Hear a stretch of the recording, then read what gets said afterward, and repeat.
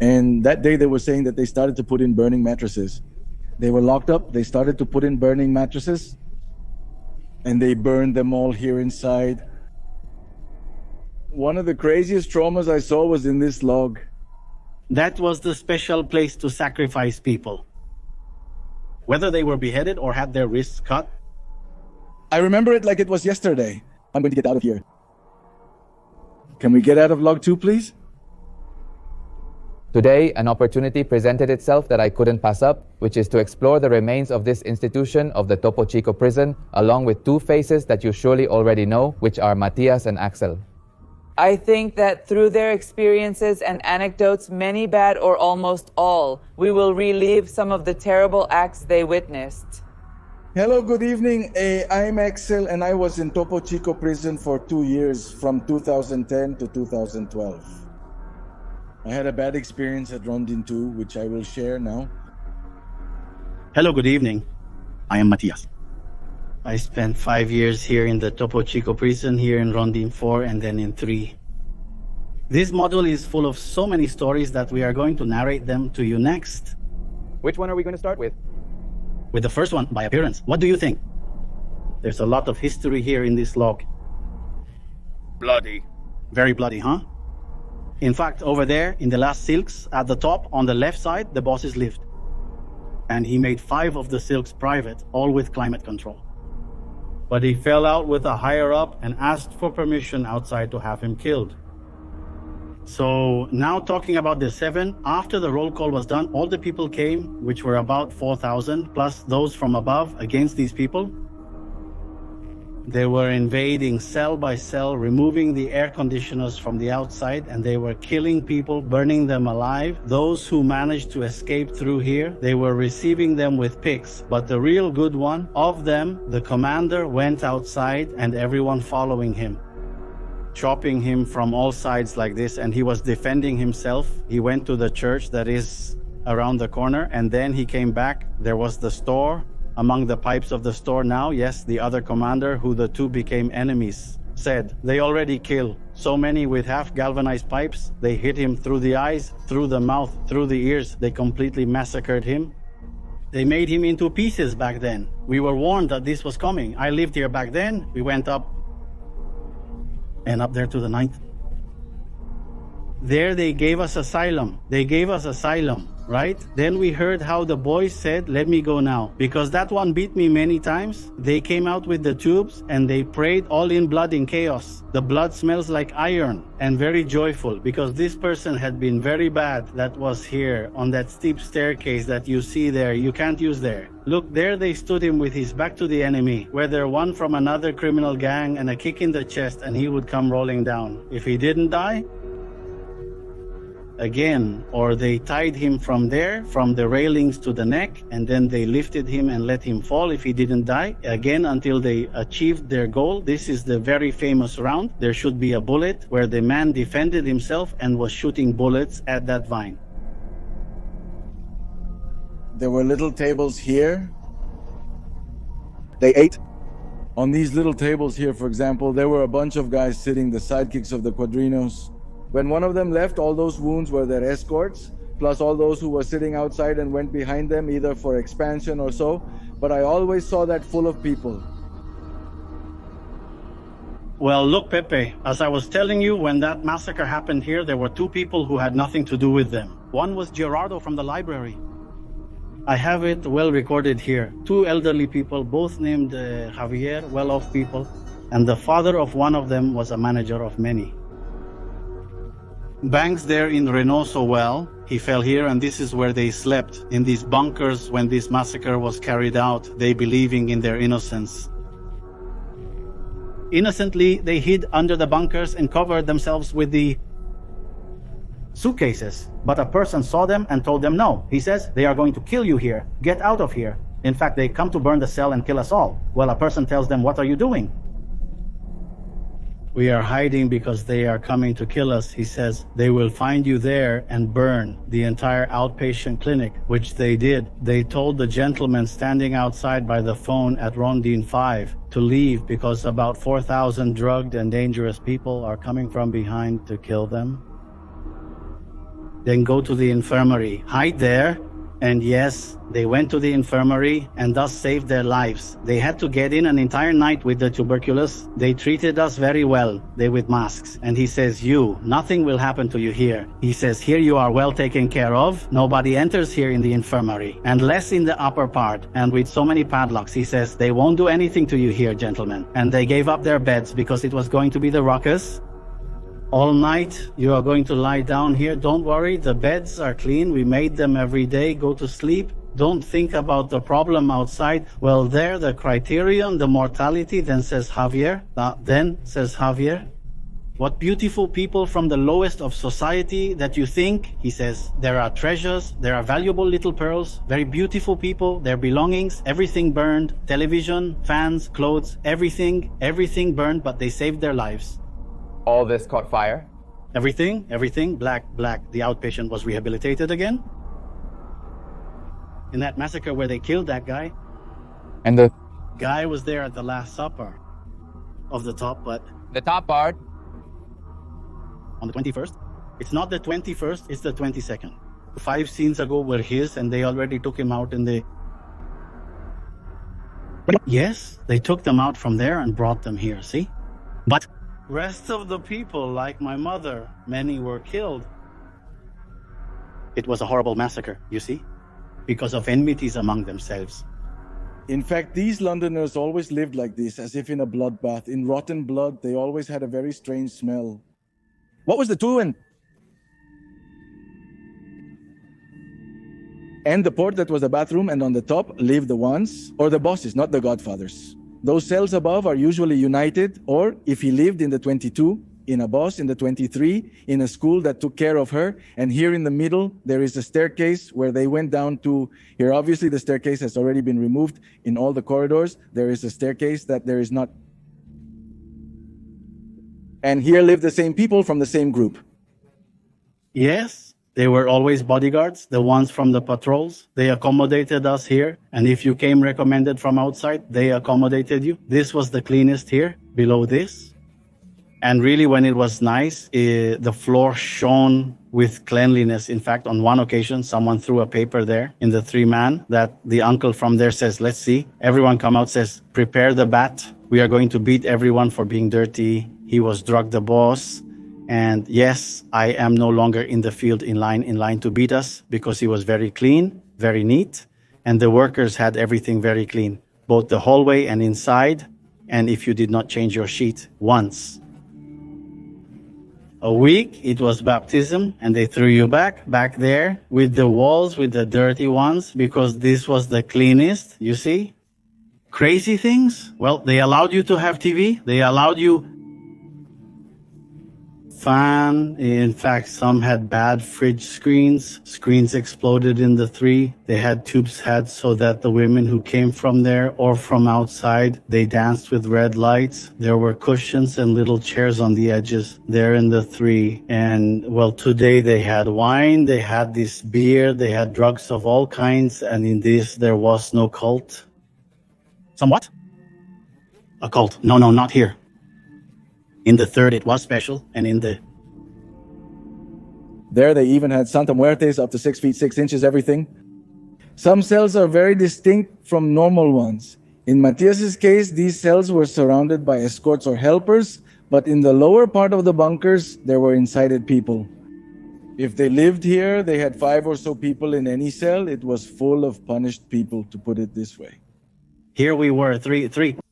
Over there in the operation, there were more than 10 per cell.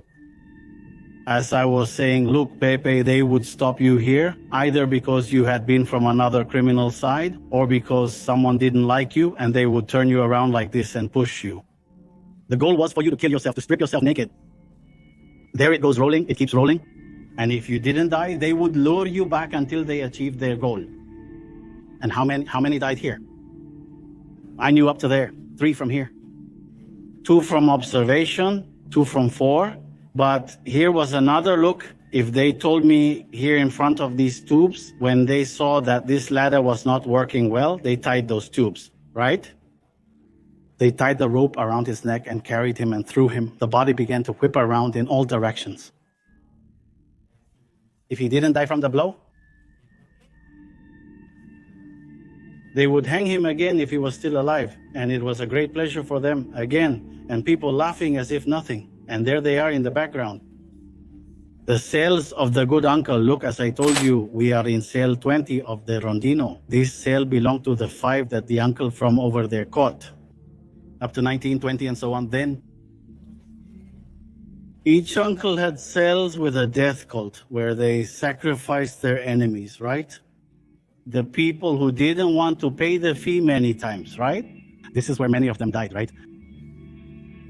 We see here this part that the plate was removed. It's a niche,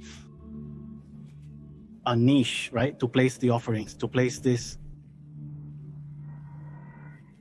material such as wood and plaster. Embossed aluminum, right? Grease on wood. This cell has a lot of anguish for the people who were tortured here, were sacrificed. We see here that it has climate at the bottom. It had the climate, right? It was screwed on the outside, and that was one of its weaknesses, that the enemies of this guy entered here and they went to plunder. Of course, he had a gun, right? But his bullets shit, as we can see here. Look, there is this cell that was very close to the uncles. We all had collective bathrooms there, but they had their own bathrooms, their own cups, well arranged. This cell was beautifully arranged. They had extravagant lights, right? And not to mention their own bed, not like the bunkers over there. No, they had their very nice wooden beds, matrimonial, and above all, a lot of drugs, mountains of drugs and money that was handled here. I got to see the bed, a matrimonial full of bundles of bills, all full of bundles of bills, and on one side, a lot of drugs. Call it cocaine, call it marijuana, and weapons, many weapons in the hideouts too, right? There are cubicles like this one, for example, that lends itself to having something hidden here. It sounds hollow. See, these were their hiding places. That's why they found a lot of things in the bottom part that they demolished. And if they keep digging here, they will find here. These are the cells of the highest ranking officers here in the prison. Most of the Godfather's cells had a false bottom, and that's where they hid. Nobody mentions the wall here. It doesn't look like one. The day they wrecked all the areas, they found many things. Both in these cells and in the others that have holes, they were hiding places for their things. It could be drugs, money, weapons, but it was what they hid in the very walls of these same ones. Cells. They were craftsmen at hiding money, at hiding drugs, jewels, right? So what else did they spend it on? If they owned the restaurants, they couldn't spend anything else and they couldn't take it out, right? They were under military intelligence surveillance there. Something that surprised me since I walked in was the vibe you feel in this place, and then once you start walking through the corridors is the size of the cells. I imagined them much bigger, and in fact they are not that tall. And even though they are the ones at the back, the boss's cells were not very big either.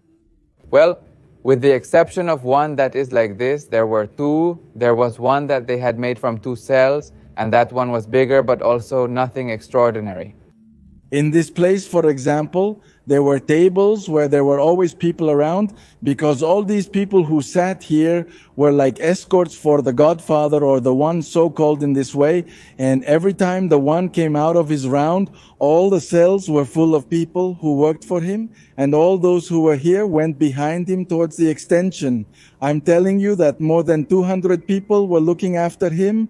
I also want to show you the cell where they had me taped up, and I'm going to show you the cell where I was sexually assaulted. Let's go to round 2.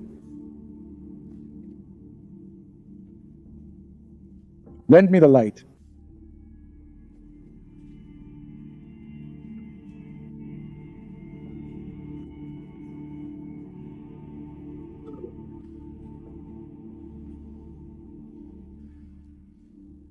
This round looks very clean and all, but many tragedies happened in this place.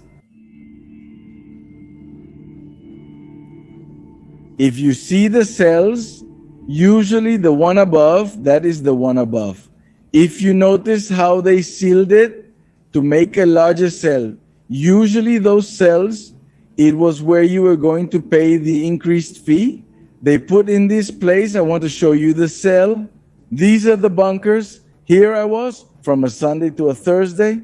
under this, from this bed taped, and when they brought you money, so they had to take you out, you went and left it up there.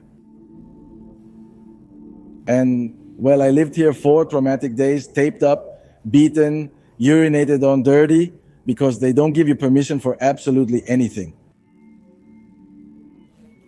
The other event that happened to me was in the cell up there, where the one in charge at that time lived. And in that cell was where I went through the worst of this jail, which was a rape I suffered. I can show you, but we'll film quickly and leave because I've never felt good in that cell. Imagine how uncomfortable it is to be taped down there where I was. And sometimes there were 4 people. Don't think it was just 1 and 1.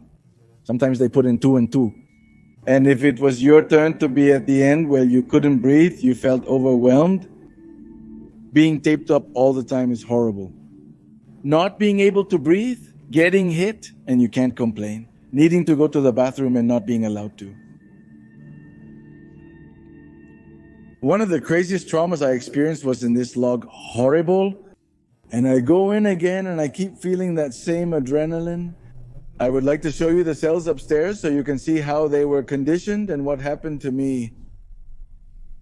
Yes, if you notice, these cells removed the bunkers to set them up with double beds, with climates, with Xbox. Then you will notice the difference of cells in this place. Those broken walls were obviously hiding places for, it could be anything, drugs, money, weapons, but they used those kind of false walls as hiding places. If you notice, this one is different from that one. I also imagine they used this cell for goat herding or to put people down there who owed the unfortunate fee, they called it here. These cells in the back, when they brought me walking down that hallway and up the stairs, I already felt that I was not going to make it through that night. If you notice, this cell is one of the biggest. And here lived one of the bosses of this place. If you notice the broken walls, obviously they had hidden things here. It was like an altar. There were the climates. And in these cells, they always had their double beds, their sounds and everything. And this was one of the cells where you had to come to pay your fee. What was there? This one in front and the last ones in the back were where the, now yes, as they called them here, the big bosses lived. The day they put me in this cell. I still remember the damn song they played at full volume to make such a serious stupidity. On this side was the bed. I remember that right here they had a little table with some bucanas, some sodas. I remember that here they had a shelf where they had a theater, and over there, on that side there was a couch where there were 2 people on that occasion, along with the escort and the person who sexually attacked me. And there were 4 people that day who did those stupid things to me here. I remember it like it was yesterday. I'm going to get out of here.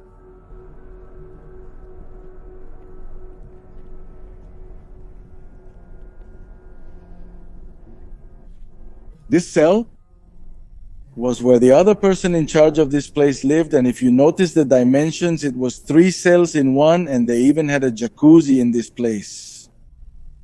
If you can record the luxury with which they had the bathroom, even here you will notice the jacuzzi they had. The closet, because this is a closet, it was a closet for them, where if you notice, if you recorded all the compartments they had to store things, if you notice, there was also a false wall. And this is where they hid most of the money they took from all of us in this place. If you notice here, I mean, honestly, I never entered this cell, but I imagine that here they had living rooms, dining rooms, everything very, very well equipped. Nothing to do with us over there in Ampliacion, where we were 4 in a cell, but 6 of us slept because of the amount of people that were in that place. Can we get out of Rondín 2, please? This is Rondín 3. It also has a lot of history I lived through. If you like, we can go and explain the most emotional cells to you. The student is characterized because here lived one of the number 1 at a certain time. They changed them. constantly, right? He lived over there at the end. In the transfers, they brought us here and then they would check if they would let us go or not. But one very important thing is here, the cell that is here, this little side, the 9, that was the special one for sacrificing people, whether they were to behead them or cut their wrists. I lived right here in front. I got to see how one Sunday visiting day, the cell was locked, but a thin line of blood ran down the hallway from above and the blood fell here. So a visitor, a lady saw the blood, she climbed up the stairs and got here. She tried to shake the locked door, but it wouldn't open. She ran to the guard and brought wardens. They knocked down the lock and took out 2 boys. They were 2 brothers, tied up and their wrists open in front of the Holy One. They had dedicated them to this image, this cult. Fortunately, they were still alive. There was a lot of blood up there. A little managed to sneak in, and thanks to that, they survived. Later, I met them in Cadereta. The boys, they were very well. After the nightmare they went through, here, in this part here, they put everyone. The new ones who didn't want to pay the fee, I lived up here. I mentioned again and saw how they tortured them, how they punished them, how they knelt them on metal soda caps for hours, and the caps were buried in their knees, reaching the bone. And there in the back, in the bathroom that's over there, they walled them in. They put them with a wall from the First World War and with a Gocha machine gun, with the frozen balls, the frozen paint balls, they machine gunned them. That was their hobby. Unfortunately, here I had to see how the youth is very lost, very rotten. An elderly man they had tied by the neck.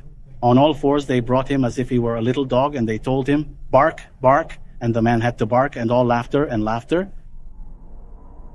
The youths who allied themselves with these gentlemen, these bad ones, were rotten in the mind. Respect was lost. It was lost. That cult of veneration for the elderly, right? They are now humiliated, belittled, and mistreated. But when they came to visit, they behaved very well. They went to the visit, the tortures. Here in these cells, we heard the screams of pain, of agony. Through these cells, when a person who had been a rapist fell, they would go from cell to cell. Let's see, lend me your deodorant. They saw it small until they found big deodorants. Lend it. They would go and violate the person who fell, regardless of whether it was true or false. They didn't care. If the file said they were there for rape, they would rape them. These are such difficult times, and I would mention to them that over here on this side, an uncle used to live, an uncle who, when we found out that this log was also going to be attacked because he became enemies with another uncle from back there in the extension, and they told us to get out of there because they were going to burn the outpatient clinic and kill you all. Then I found the uncle here with 2 machine guns. He had 2 machine guns. So I tell him, uncle, do not give permission to pass the list already in room 2 because we know they are going to come here. He says, yes, they are going to come. But look with this, we stop them. And if they don't have, with that, I make you guns. And he takes out the guns, reloads the machine guns, takes out the guns and tells him, and if not, and takes out some very large knives, and I already have more. That was another episode. I was up there, and one of them gets in, pulls out a fist of money, goes and plants it over here. This cell below 1 plants it oneself of his side, and then the command comes.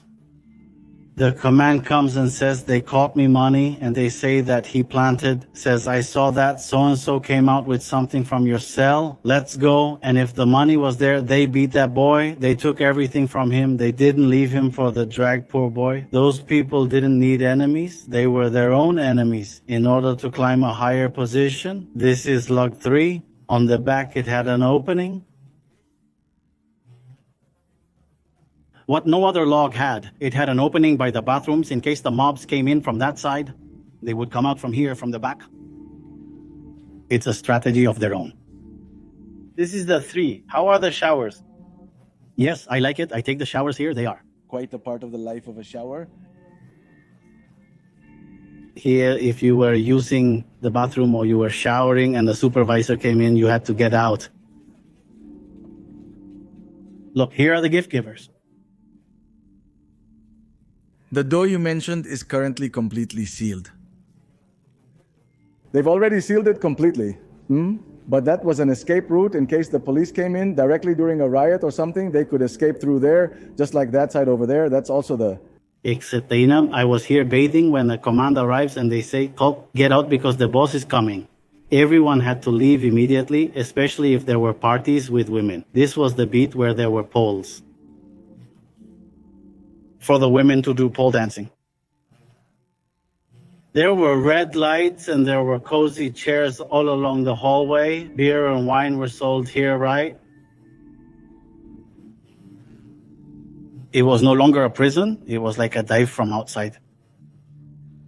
So I was bathing here and he says, "Get out." The boss came in and told me, "Not you, not you. Not you, you stay there." And he started talking to me. How he couldn't leave this because he was already committed and had to kill. He says, "I have to kill people daily." He says, "In fact, I have like a month already scheduled like this of all the people I have to kill." And he says, "Right now, they are going to take me out. They are going to take me to the hospital. And when I come back, I'm going to take down one. And that one, he was known as the Perisic Czar." Many of those who are going to watch this video will realize that gentleman personally, very nice person. He had a lot of money, the millionaire, the gentleman, and personally he treated me very well. I was in my cell with my visit and he opens the door and says, "Have you had lunch yet?" It was Sunday. "We're going now, boss. You stay here." He brought me a kilo of barbacoa, tortillas, and salsa and put them on the little table for their lunch. He says, "Oh, but the soda?" "No, boss, you shouldn't have bothered with that." He says there's no trouble. They're staying with him. He got me sodas, glasses, and ice. He says, "Now you can have lunch." But let's see, I thought he was a millionaire with a lot of money and many people under his command, but he did that, right? In his humility. Unfortunately, they killed him here outside on the 8th of the bell. The ones heated by psychology killed him there. And the person who said they had to kill a person daily who had him, who was he committed to? With the cartels that were handed over? They had laptop computers, so people who arrived were investigated if they belonged to the other side, if they knew people from the other side, and that was reason enough for them to set dates. We have a volleyball team, and hey, where is so-and-so? "We lack players," says the man who died by hanging. He did it. According to them, they hanged themselves, right? But they were handcuffed with metal cuffs, right? And according to them, it was a suicide. But that was the way these people worked. This is what happened here at log 3 in a brief way. Ready? Look, I want to mention this. That is log 4. These padlocks are maximum security, these unbreakable chains. There were 2 chains, 2 padlocks here because this was one of the most hated outpatient clinics because according to us, we were the rich of the prison, and in retaliation, they attacked us that May 30th of 2004. I had a few months of having entered. And we locked ourselves in here, and people from the extension came, and those from above also came to want to open them to kill us all, right? As they couldn't enter because the foreman here electrified the locks, the chains, the bars, and threw water in case the person grabbed and already wet. It was hidden from him, but we already had it seen very close, and as they could not enter, they lowered drums with foam mattresses. They put it there and set fire to it. Then the air that entered there put the black smoke towards here inside, but when we put the fans to explode through the windows, all the smoke, right? And pass to show you here where I lived and where number 1 also lived here. It should be noted that each cell is not like the Advino, right? They were completely sealed by cardboard. You could not see inside or outside anything. Which one did you have to live in here? In this one? In this cell? Does it come to you? A memory. Quiet. It was very beautiful here. Haven't you seen the Titanic movie? It was initially very ugly, but they transformed it to look very nice and clean. Everything was neat, which is why it was considered one of the best and richest. I lived here in this cell, and from here I realized many things look... They have already removed the plates, but there is an image. Watch out here. The number one lived up here, in this part up there. The number one lived. On his birthday, he would sit right here and say to all the patrols here, give each one a Tecate. The Tecate, back then they gave them for 60 pesos each. Can the big bottle for 120? Well, they gave us a Tecate each. For example, here we were 3. They gave us 3 Tecates there. And they would roll joints. Already marijuana cigarettes, and they would throw a cigarette to each one, and then passes of coke, a little bag to each one, right? And even if you didn't want to, well, there we had all the drugs. And then when someone would fight from the prison, they would strip him of all his clothes.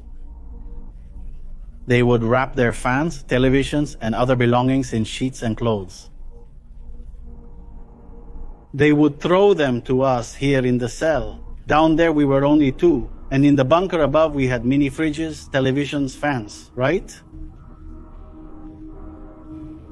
And we were able to exchange our TVs for the best ones here. And then later, they would take everything out. And number one would say, let's see this. Who is missing a TV? Oh, well, to me, let's see. Take one of those. Who is missing a fan? Well, there are fans here. Now the clothes, you open the clothes. Here are missing pants. Grab 3 garments and so on. They were distributing here in this outpatient clinic. They were cutting number one's hair. When suddenly he moved and the barber sheared him, and no man, they started the patrol to Charbolar. Then he ordered them to beat him. They wrapped him up like a mummy and put him down here on a slab. 3 days later, after so many blows they put him down there. And this one there, he became number 1. Number 2, he didn't eat. Truth all for having sheared the boss. And he ordered that everyone be sheared as he had to shave. I sheared everyone. Then they passed the machine through the middle, and I say that everyone was already like that. That was the fashion, is sheared, is shaved. That's why I have a written there. It's called precisely the shaved. They were ridiculous, all for following the trend. To a madman was a person who was drunk with power, who really had a lot of power. But one fell here very deep into the bad, a good agent. This gentleman improved the football fields, put lighting on them. I was here, and I saw him. And he says, where do you live? I tell him, here, boss. And he says, what do you do? I tell him, I have the volleyball tournament. And he says, what can I do for you? Balls, this whistles, I tell him, everything I tell him, but do you have money? And he tells me if I have money, and it shows. He goes up, and we went up there, and he was in his bed full of stacks of bills. Stacks of bills, weapons, and drugs. And he says, tell me what you lack. I tell him, well, look, as the tournament is going to end, and there are no prizes from the government, what do you think if in the first place they are 8? Because here, well, in the first place, we give them a Discman, which was what was in fashion. Very well, he told the other, write it down. And in the second place, a cassette player, which was the one that was already coming out, the cassette players. And in the third place, a wristwatch. Very well. And if they brought me all that, within his evil, this, they had flashes of goodness. And there was one. People would queue to ask him with his wads of cash. Let's see, mother, what do you need? No, well, I need medicines. How much is it? No, well, it's about 9,000. Give 9,000 pesos. The next one, no, well, I want to sell tacos. Why is it missing? Well, everything. How much is the tricycle and all that? No, well, so much. And the people in the queue, those are good points that I saw them in the midst of the bad. We also have to highlight the good, because it's only fair to also talk about the good things these gentlemen did. People came in here. A boy lived here without his cell. He was lying face down, and a guy came in on a Sunday morning. There was no surveillance, and with a wooden pick, he stabbed him. He stabbed him like that, a lot in the back. He reached him. He woke up, grabbed a broom, smashed it on the guy's head, and ran away. When the bad guys arrived, that's over. there were no more thefts or attacks like that, correct? Because before there were very large gangs here and they protected each other. When the bad guys arrived, all that kind of situation ended. To a certain degree, there was security. Of course, based on terror too, right?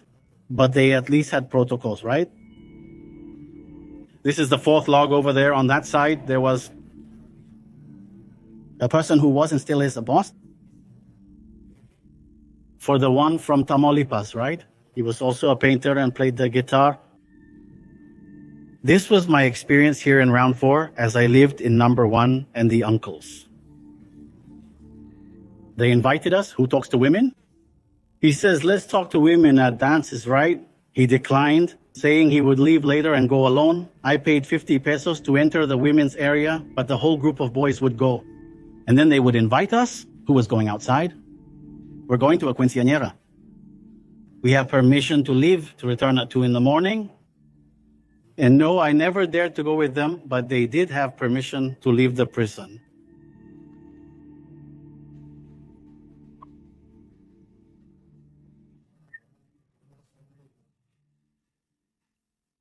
I don't know if there's a person there. I don't know if there's a person. I don't know if there's a person, but let's go to the burned ones. There are some here. 1. The hair salon where everyone got their hair cut. Is this? This is the 8. These were the ones of the 20 burned. Here is where I had to play Ouija with the Mortem in that same cell. And it is cell 2. And 3, if you want, we can move on to. Yes. They realize these cells were for more people upstairs. They were not the same as those down there. Usually if you check in fact, in this cell is where we played the strike that day. I was playing here at the strike with Mernice in death, and suddenly they stretched my arm over there twice. In this cell is where they burned 10, and in the next one they burned 10. If you get to check the dimension of the cell, the height it has, because here, for example, there were 4 bunkers, there were still 2 more up, and here there were 10 people in this cell here. Usually they were covered with cardboard, the door. And that day they commented that they started to put in burning mattresses. They were locked up. They started to put in burning mattresses and they burned them all here. Inside here were 10. And in this next one, it feels like cold, that jungle in there. And here were another 10 to whom it was not their turn to be killed. Obviously, there was a YouTuber who brought out some devices where that device started to tell them the names of the people who were killed here, and it was not their turn to die. It comes at the same height. One of the hallway was talking who worked with them that they had to take them out with shovels. Many of those who were here that they burned. In this hallway lived one they called the baseball players, that how they batted and how they grabbed the bat to bat you, those guys. They had a callus with the bat that hurt you to the soul here to hit a blow to them. In these 2 cells, they burned 20 people. This is in the RONI 8. Are they recording? Yes? These were they used to call them punishment cells. This is where Diego Sanflor de Veron once lived before he was transferred to the Icaro prison. Yes. Notice the size of the cells, the dimensions. Super uncomfortable. But this is where Diego lived for a while, a span of months. Before there was another hallway up there, but there was a staircase here. Anyone who wants to go up has to climb this platform, step there, and reach the bell up top. Do you see? Look at everything he killed. There are always witches and all that left. Once we go to the upper part, before entering the burned area on the left, you can see where he tells us that it was Santoy's cell for a while. And if you notice where the bed goes, it's a very small piece. And besides the cell, I think they weren't even cells, but rather they improvised them as cells because everything is very small, smaller than the normal ones. Lastly, I want to mention that here in this cell, cell number 13 of round 3 was where they paid all the guards who cooperated with them. In order to keep quiet, they received a good amount of money every fortnight. To receive it, they would reach in, not without having first jumped over bodies of tortured people, some unconscious, others dead, and others in the process of being tortured. And the situation was degrading because we didn't have help from anyone here. We were adrift with these people with sadistic minds. This is what Axel and Matías had to live through during their stay in what was the Topo Chico prison. And don't forget that every Monday there is a podcast on the main channel, which is Pepe Misterio. And there is also the secondary channel, which is Muchos Más Misterios, your network H0RR0RS on all platforms.